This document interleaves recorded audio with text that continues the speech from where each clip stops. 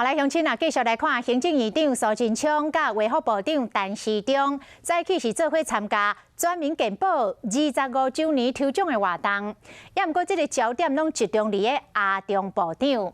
咱讲前，阿中部长甲歌手詹雅文的演唱会去做特别来宾来唱歌，苏院长真懊恼伊的歌声，讲陈时中是去互政治来耽误的歌手。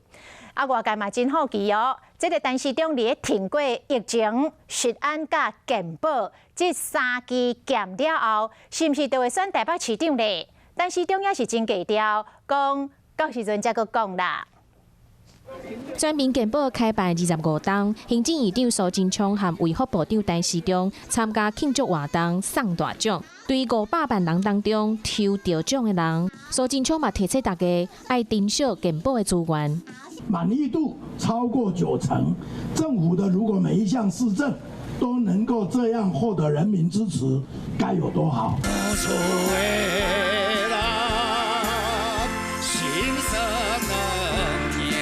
陈时中的歌声这2天伫网络顶悬嘛，足侪人听。伊伫詹雅文的演唱会顶悬，连续唱2条歌，连苏贞昌拢讲足欣赏呢。我很羡慕呢，人家就不来邀我嘞。你看他的声音跟这个表情，实在有点被政治误掉的歌手。哦，你看我前天晚上唱到的声音都沙哑了。那天下午不是参加一个学会吗？回来就一直唱。陈时中伫公开的场合唱歌，互伊更较亲民。安尼一路退过疫情、食安，还有健保，要选台北市长无？请过再说吧。